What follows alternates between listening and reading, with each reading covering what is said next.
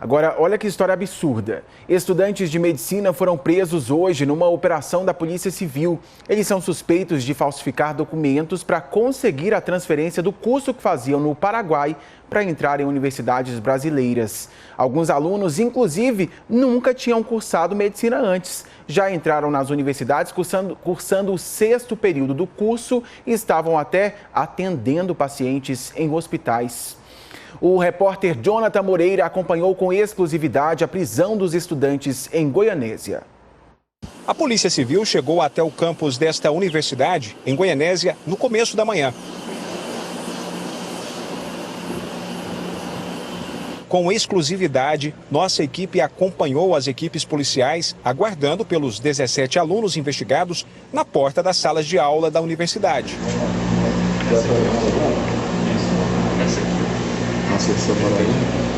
Os alunos foram colocados em uma van e depois levados para a delegacia. Os 17 estudantes foram presos temporariamente, suspeitos de entrar no curso de medicina usando documentos falsos. A investigação apontou que os estudantes ingressavam no curso de medicina por meio de uma transferência falsa. O documento dizia que a pessoa havia estudado numa outra instituição e que estava inclusive na fase final do curso. Foram falsificados documentos de pelo menos 8 instituições em todo o país. Numa conversa por aplicativo de mensagens, um estudante de medicina escreve que está com uma possibilidade de ir para Goiás, porque foi o melhor negócio que achou. Ele diz que teria que pagar R$60 mil na transferência e não precisaria correr atrás dos documentos. Pelas investigações realizadas, há indício de que há pagamento pela documentação falsificada para que eles, portanto, pudessem ingressar nas faculdades brasileiras utilizando desses documentos falsos. Inicialmente, a Polícia Civil já analisou pelo menos 100 históricos escolares, dos quais cerca de 80 são documentos falsos. A Polícia Civil confirma que alguns estudantes já estavam na fase chamada internato. É uma espécie de estágio. As informações dão conta de que tinha estudante que prestava serviços no Hospital Municipal de Goianésia. Na decisão que determinou a prisão dos estudantes, o juiz considera que o caso gera indignação em toda a sociedade e descrédito nas instituições de ensino superior, porque a suposta fraude, aparentemente profissional, organizada e reiterada, implica na colocação no mercado de saúde humana de profissionais com a formação incompleta e abreviada, prejudicando a saúde coletiva e dos pacientes submetidos aos tratamentos. Olha, como a gente viu, o Jonathan Moreira está desde cedinho acompanhando com exclusividade toda essa operação e fala agora com a gente ao vivo de Goianésia. Ô Jonathan, boa tarde para você.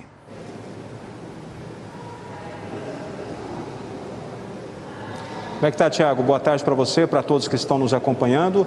Nós falamos ao vivo da Delegacia Regional de Polícia Civil, local para onde foram trazidos os 17 estudantes que foram presos hoje pela manhã. Como você adiantou, Tiago, nossa equipe está acompanhando com exclusividade, desde cedo, desde as primeiras horas do dia, toda a movimentação dos agentes. A Polícia Civil chegou logo cedinho no campus da UNRV, que é a Universidade de Rio Verde, que tem um campus aqui em Goianésia. Inclusive, foi a própria instituição que passou as informações iniciais para que a Polícia Civil começasse a investigar essas supostas fraudes. Funcionava da seguinte forma: segundo a Polícia Civil, para conseguir fazer uma transferência para o curso de medicina dentro desta universidade, era necessário apresentar a transferência. E segundo o delegado, de 100 históricos escolares analisados, 80 eram falsos. Portanto, o estudante chegava com essa documentação falsa. Esse documento dizia que o estudante já havia estudado em outra instituição, e esse documento dizia também que o estudante estava ali num curso já, num estágio mais avançado do curso. Portanto, sem nunca ter pisado numa sala de aula, o estudante já chegava no curso de medicina no 6º período. E desta forma, alguns já faziam o que é chamado internato. Ele se tornava um estagiário e começava a prestar serviço público dentro do Hospital Municipal de Goianésia. Sobre essa prestação de serviços, nós entramos em contato com a secretária municipal de saúde. Ela disse que ia ficar por dentro do assunto, depois retornaria a ligação, mas ela não retornou.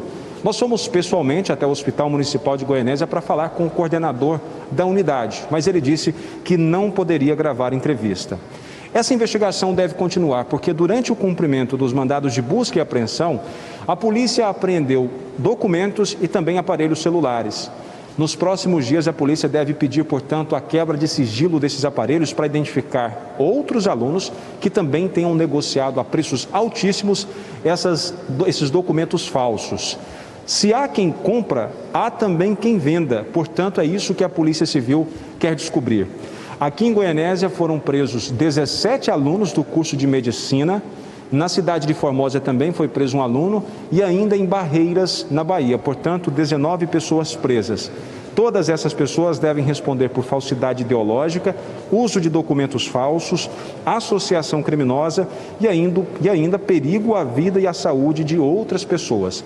Nós seguimos acompanhando a movimentação aqui da Delegacia Regional de Polícia Civil, porque neste momento os estudantes estão aqui dentro da delegacia e é aqui que eles serão ouvidos. A gente segue acompanhando, Tiago.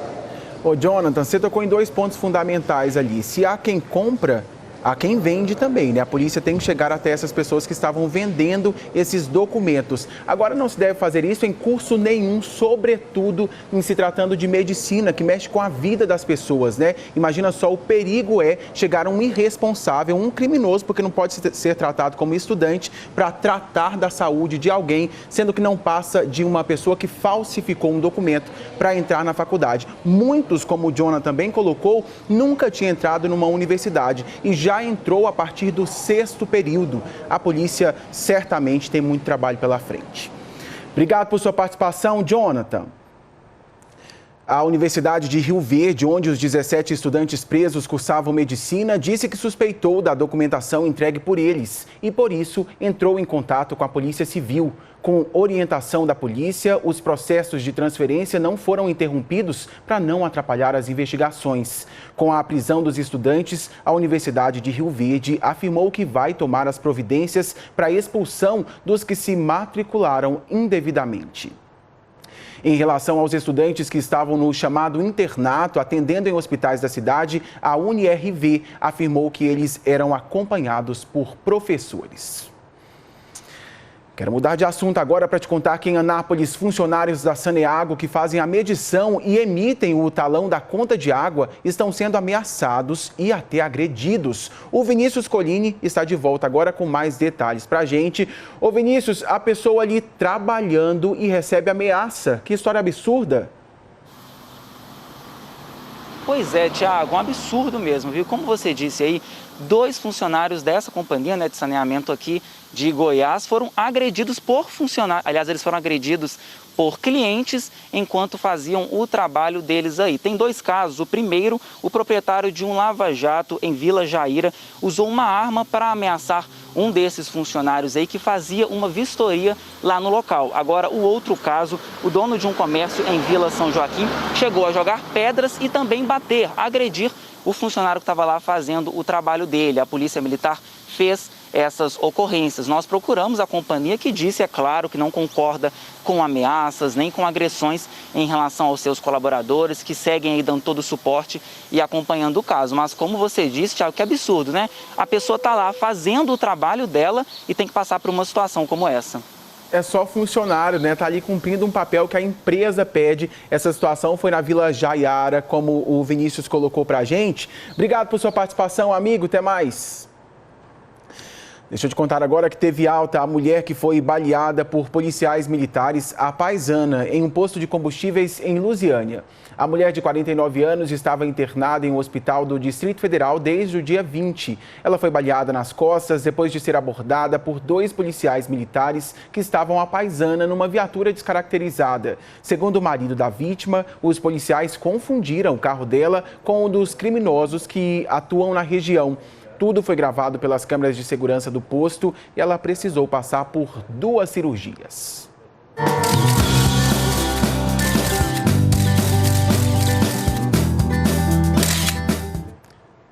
Olha Hora de um refresco. Começamos com notícias pesadas, né? Vamos aliviar agora, porque a Ayane adora acompanhar o Jornal Anhanguera, ainda mais quando está acompanhada do papai Iomar Rodrigues. Eles mandaram um abraço para todo mundo de Rio Verde. Abraço para vocês.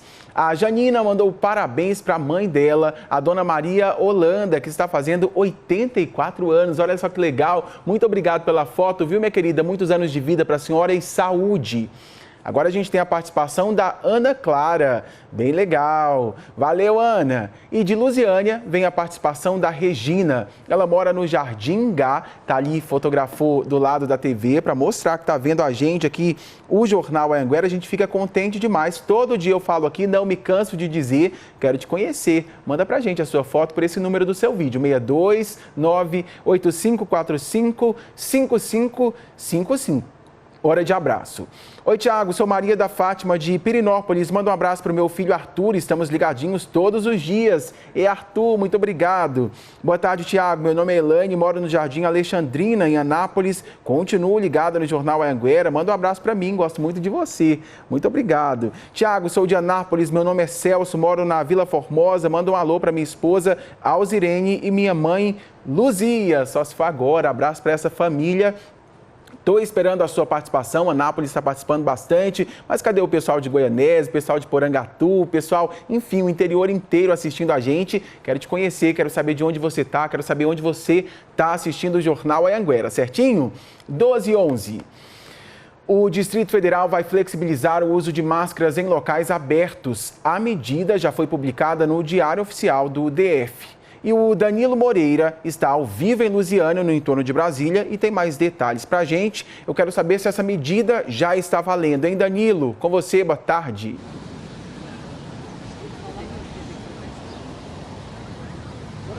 Oi, Tiago, boa tarde para você também, para todo mundo que acompanha a gente aqui no J1. Essa flexibilização ela começa a valer no dia 3 de novembro, viu? Ou seja, a partir de quarta-feira que vem, o uso da máscara não será mais obrigatório em espaços públicos abertos no Distrito Federal, viu? Mas o uso da máscara continua sendo obrigatório em espaços públicos fechados, também no transporte público, comércio, indústrias e áreas comuns aí de condomínios. O governo do Distrito Federal disse que essa flexibilização será acompanhada de perto pela Secretaria de Saúde do Distrito Federal. O que levou o governo do Distrito Federal a essa flexibilização? Primeiro, a vacinação no Distrito Federal, que hoje está com 51% da população completamente imunizada. Também a taxa de transmissão da Covid no Distrito Federal, que está em 0,76, o menor índice já registrado neste ano lá no Distrito Federal. E essa flexibilização mexe muito com a população aqui do entorno do Distrito Federal, porque mais de 300 mil pessoas saem diariamente das cidades aqui do entorno e vão a Brasília, seja para trabalhar ou para estudar. Mas a vacinação em algumas cidades aqui no entorno, por exemplo, ainda está muito devagar. Lusiânia, por exemplo, vacinou apenas 38% da população. Valparaíso já vacinou 44% da população. Águas Lindas, 60% da população totalmente imunizada, e Formosa, 53% da população completamente imunizada. Os especialistas dizem que essa flexibilização no DF pode confundir muito a população aqui do entorno, aqui de Goiás, e a população também do Distrito Federal. Quem explica mais sobre essa flexibilização é o infectologista Marcelo Daia.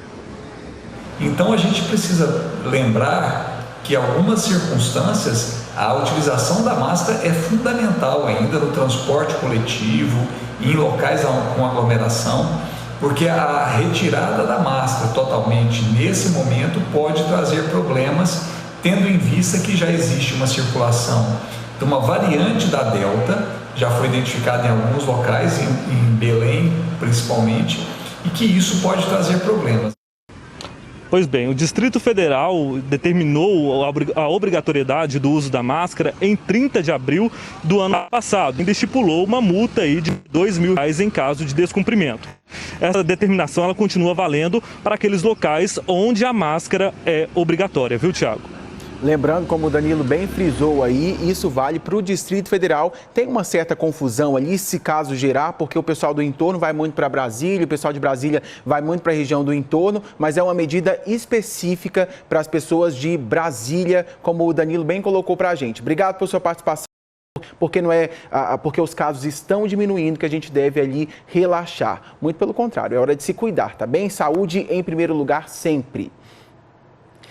A bebê Helena Cristina, de Anápolis, que teve queimaduras gravíssimas por conta de uma medicação, recebeu alta ontem. Ela ficou 46 dias hospitalizada, em 19 deles entubada na UTI do UGOL. Antes, ela passou pelo Hospital de Queimaduras de Anápolis, onde recebeu o diagnóstico de que um remédio tinha causado essa intoxicação e também as queimaduras. Os pais agradeceram o apoio de todos e as orações. Agora ela vai continuar se recuperando em casa. A suspeita é de que um remédio para tratar convulsões tenha sido o motivo da reação. Então a gente deseja aqui saúde para Helena, a gente que acompanhou esse caso tão de pertinho, né? Todo mundo muito aflito aqui na redação, porque a foto era impressionante. Quando a gente viu essa imagem pela primeira vez, a gente ficou realmente muito impressionado com tudo que um remédio, o que uma medicação pode ter feito na saúde dela ali e, por sorte, já está tudo bem.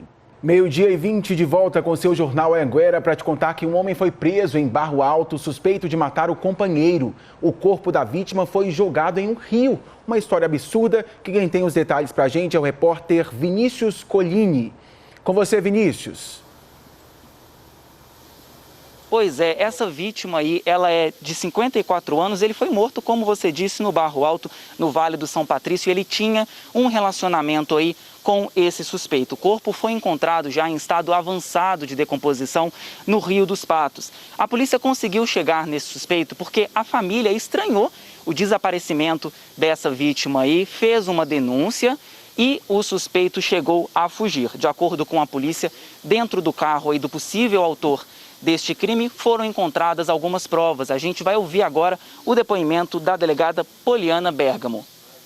O veículo utilizado pelo investigado foi localizado pela polícia e periciado. Segundo os peritos, foi localizado sangue humano no interior do veículo. O investigado, após os fatos, jogou o corpo da vítima no Rio dos Patos. O corpo foi localizado no final da tarde de sexta-feira, dia 22 de outubro, pela Polícia Civil, com o apoio imprescindível do Corpo de Bombeiros de Goianésia. Ô, Tiago, esse suspeito aí, ele já está detido e ele segue à disposição da Justiça. Eu volto com você. Obrigado por sua participação. Vinícius falando com a gente ao vivo de Anápolis. Valeu, Vinícius. Olha, a Polícia Civil de Jaraguá divulgou resultados dos laudos da morte do corretor de tratores que desapareceu após sair de um motel. Você lembra dessa história? Gleidmar Cândido da Luz desapareceu no dia 30 de julho. O corpo dele foi encontrado no dia 16 de setembro em estado avançado de decomposição. De acordo com o delegado, o laudo confirmou que o corpo encontrado na zona rural de Jaraguá é mesmo do corretor, mas não aponta a causa da morte. Ainda segundo o delegado, as investigações continuam. Os 3 suspeitos pelo crime estão respondendo em liberdade.